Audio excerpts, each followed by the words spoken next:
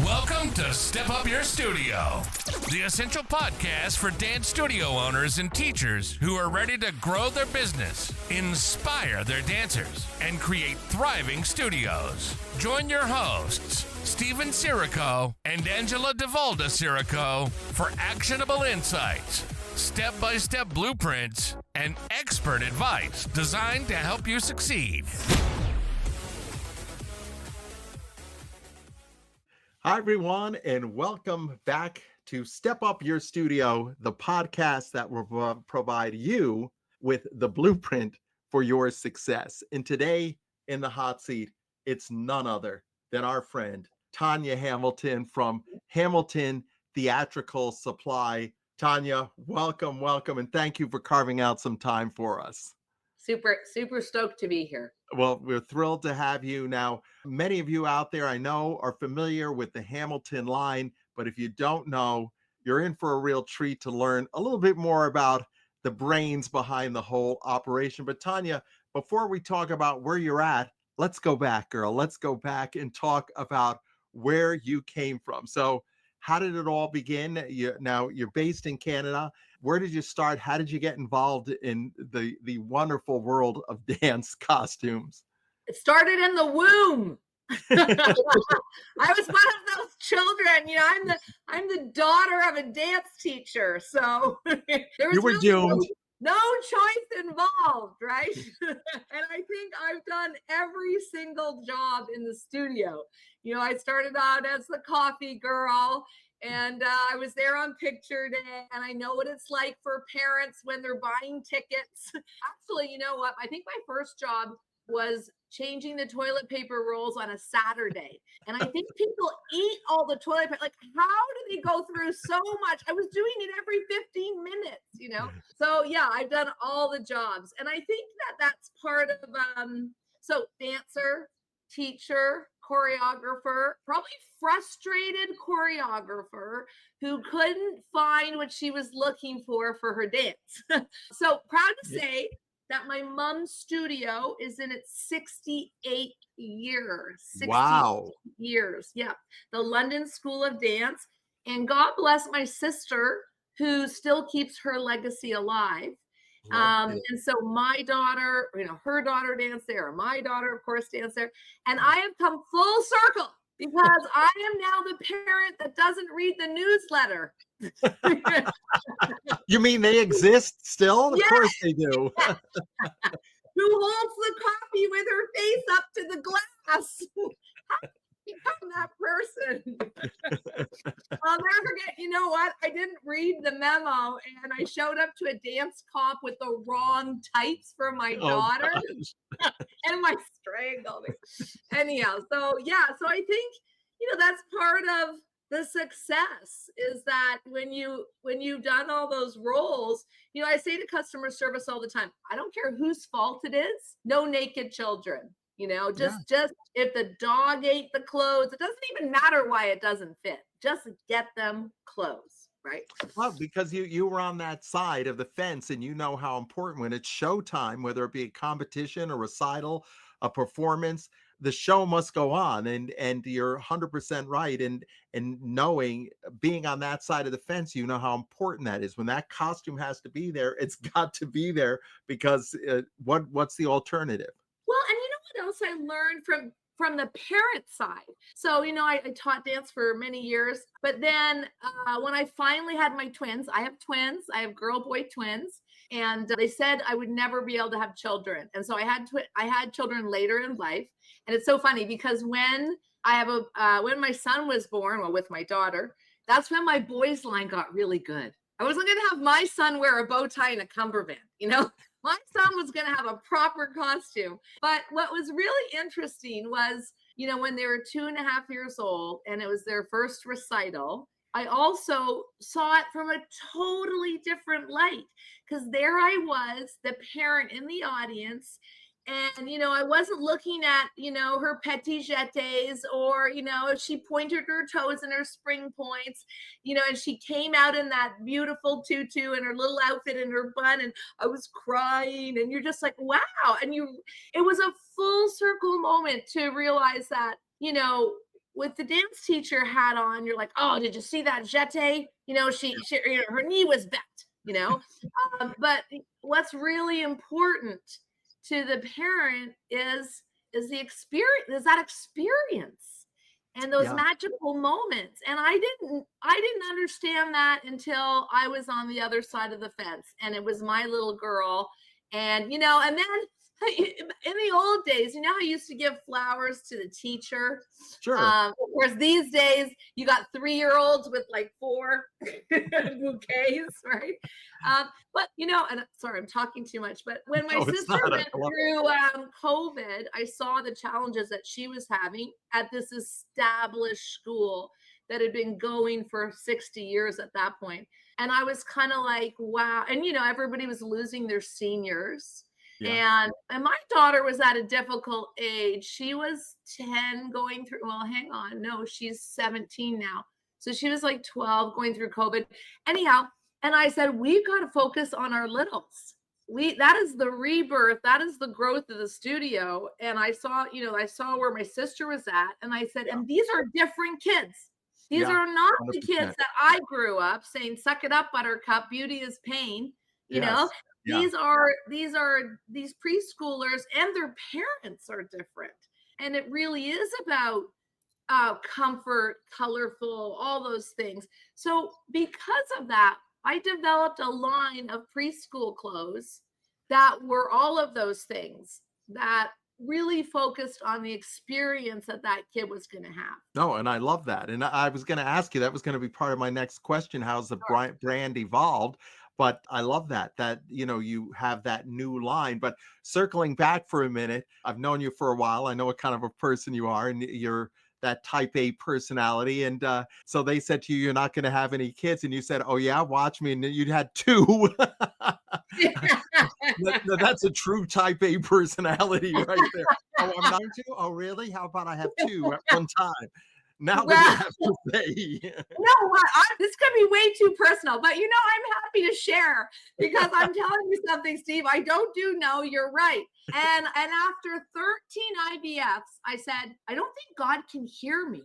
I'm praying and he can't hear me. So I went to Africa and I climbed the tallest mountain in Africa. And I said, screamed out there. And you know what? He heard me 6 weeks later. Hey, you don't say no to type A personality people, because if we don't do it, we're gonna die trying. That's for damn sure. We're sure gonna do it.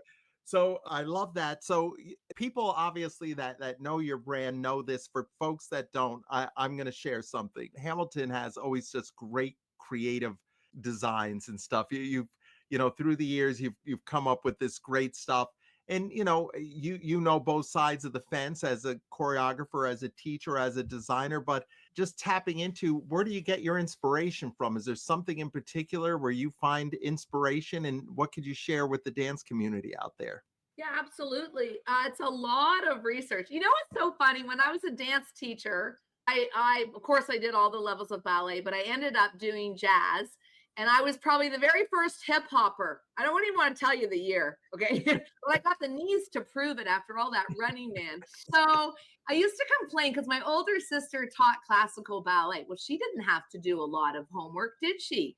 It's the people who do the hip hop and the jazz. We got to be on point all the time. We got to know what's hot and what's not and what's cool. And so where was I going with that? Oh, inspiration. So what do I do? So obviously music is what inspires us. Yeah. Right. And you hear that piece of music like, oh, I'm dying to do that. So obviously we're looking at the trends in music. We're looking at movies. There's a new Smurf movie coming out, this upcoming season. There's a new, and so we've got a whole lineup of the new films that are about to be released. And they're going to influence the music and what's in pop culture. And what else? MTV Music Awards. I mean, just keeping your pulse on what's around you, and then trying to figure out how to translate that to dance. And I think actually that's another point. Just because you can get a pair of cargo pants on Temu or whatever for $5 doesn't mean you can do a split leap in them. Yeah, 100%. And so it's about saying, okay, this is a really popular trend, and how can we stretchify this so that we've got movement? I mean, blazers are a prime example. Where do you get a blazer in size baby 3 to 3X, and then make sure that you can move in it? And that's what's important. And that's that's our job, is to translate these things and make them movable. Yeah, so that's very interesting, because you wear two sets of glasses. One's is the design, and the other one is it functional, because in dance, as you said, we don't stand, we're not mannequins. There might be some moments where we pause and hold a pose, but we got to be able to move in this and look good while we're moving in it. So yeah, no, I love that. And it's so true too, just thinking about the creative process from the choreographer's perspective. Obviously there's all kinds of things where we get inspiration. It could be music, it could be a concept. Sometimes you go to an art gallery and you see a painting and you get inspired by all of that. So I'm sure with costume design, some of that kind of comes into play as well, with what catches your eye, because you've had some really cool designs. Let's be honest. Oh, thanks. And being a dance teacher, we all have some tricks up our sleeves, like, oh, we're gonna need to cover the knees on this class. What I mean? Or this class needs a trick, or this class needs a wow factor, or geez, these kids are super great. Or what? We have all different body types. So what's going to be flattering for this group? So it's really figuring out, and passion point. So over the years, Hamilton started, I used to do all custom. And then I moved to catalog. And I really tried to stay away from catalog, because people would bring me catalog pictures and say, I really like this, but can you make it into a crop top? Or I really like this crop top, can you make it into a leotard? Or I really like this, but could I have it with a skirt? And so, because you really have to make sure that you're looking at the body types in front of you and what is going to be flattering on this group of people. And so I'm so passionate about that.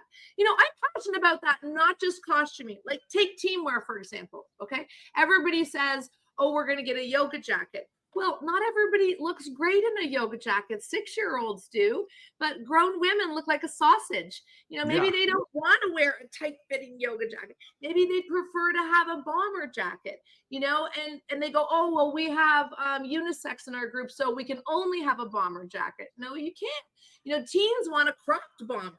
And so as long as your branding is strong, you can pick the silhouette that best suits those performers and still get a strong brand across.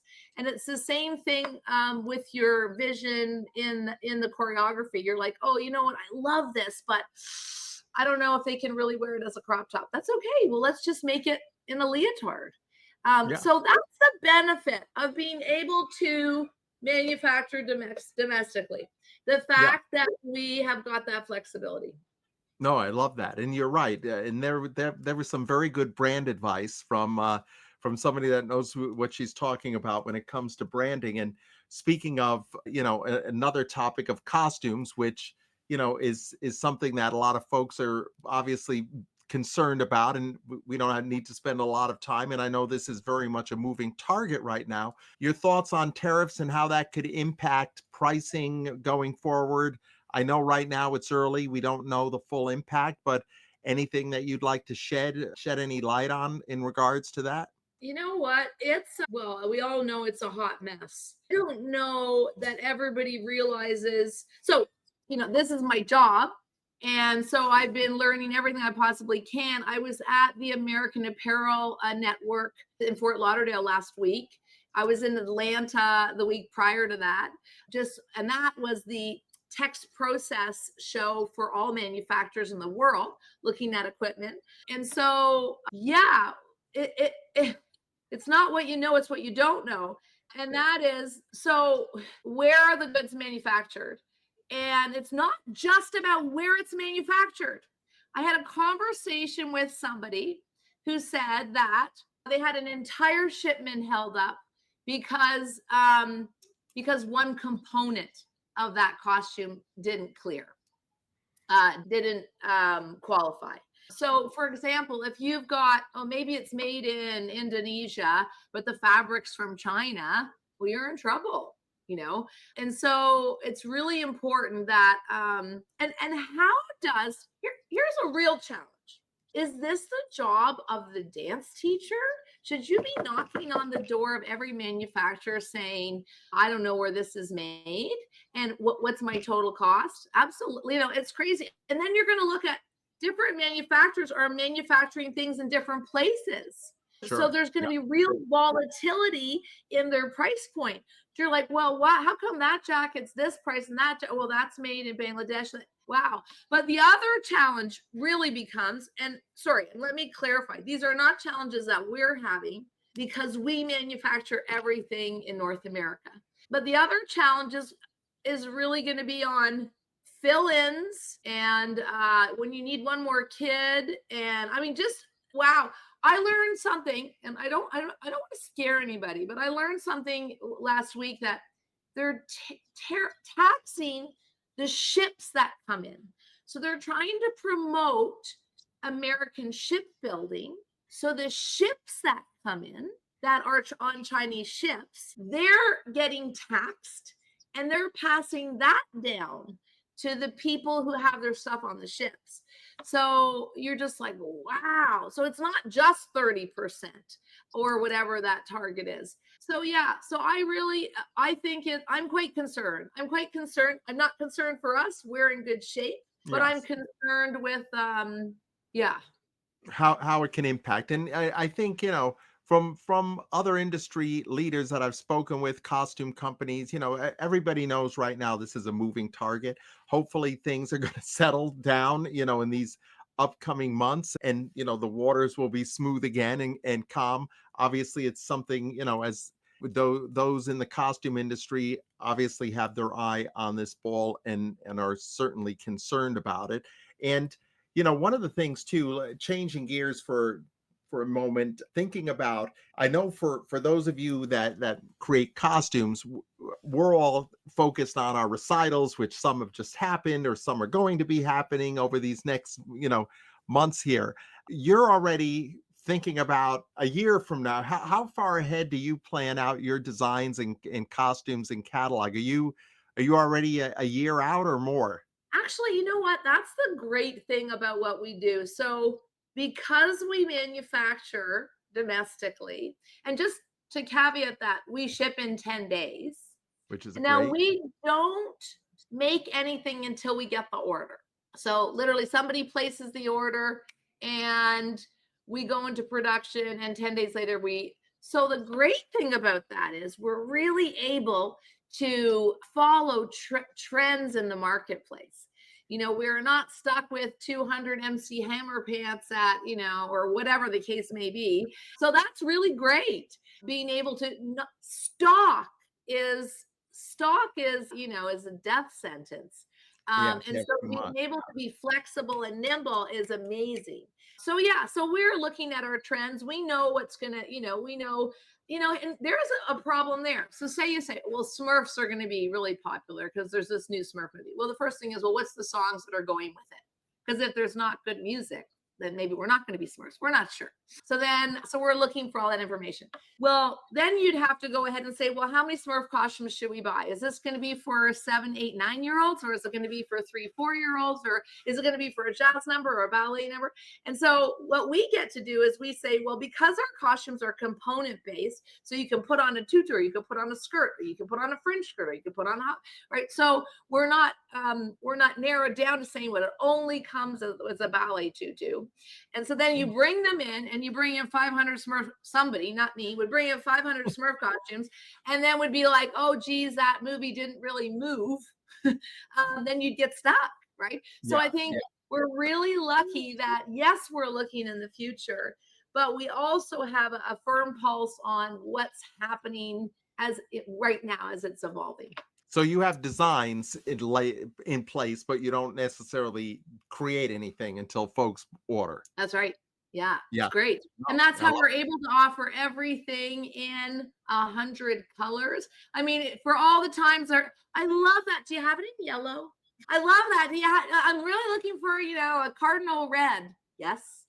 It's so great because we're a fully vertical company. So we're in control of the fabric from the yarn to the dyeing to the printing, pressing, cutting, the whole thing. So yeah, that's pretty cool. That we're lucky. No, I love that. Yeah. So now you've been on both sides of the fence now. You've told us that you have been, you've seen the highs and lows of studio ownership. So you now as a businesswoman, you've seen both sides. If you were going to give one tip or advice to a studio owner, business related, on something, some actionable plan, it could even be maybe that they can use right away, but something that you think, hey, if I would give this advice to a studio owner. So folks, this is going to be good because remember, she's got a family history here in the business. What's that one piece of advice you'd like to give folks? And I know that's a loaded, you probably have 100 in your head, but I think that my mom used to say penny wise, pound foolish. She was from England. yeah, that's definitely an English saying right there. Right? I love it. But I think sometimes we're trying to save a little bit of money here and a little bit of money here, and let's save $1 here and $2 here, right? Because we're trying to save, right? And I really think it's about partnerships because gosh, what are we selling? I think what we sell is peace of mind. It's peace of mind. It's like I can say to my customers, don't worry, I've got you, and wow, what's that worth? And so sometimes I think that you're like, oh, I'm going to grab, this Tutti Frutti costume here, and they've got this one here, and they got a Michael Jackson there, and they got this here, and they got that. And you're like, wow, you know what? There's not enough of you to go around. Right? You really need to you need to look at your relationships, your business relationships, as partnerships rather than spreading it so thin. And when you have partnerships, you can pick up the phone like people do to you, Steve, all the time, and say, Steve, I got a question. Can you, and that's your whole tribe. And same thing, we just had somebody text me last night saying, oh my God, I forgot this kid. No problem. We've got you. So I think that would be my advice. Yeah, I love that. Developing strong partnerships, relationships. They're golden. They're absolutely golden. Yeah. Yeah. Because you know what? Stuff happens.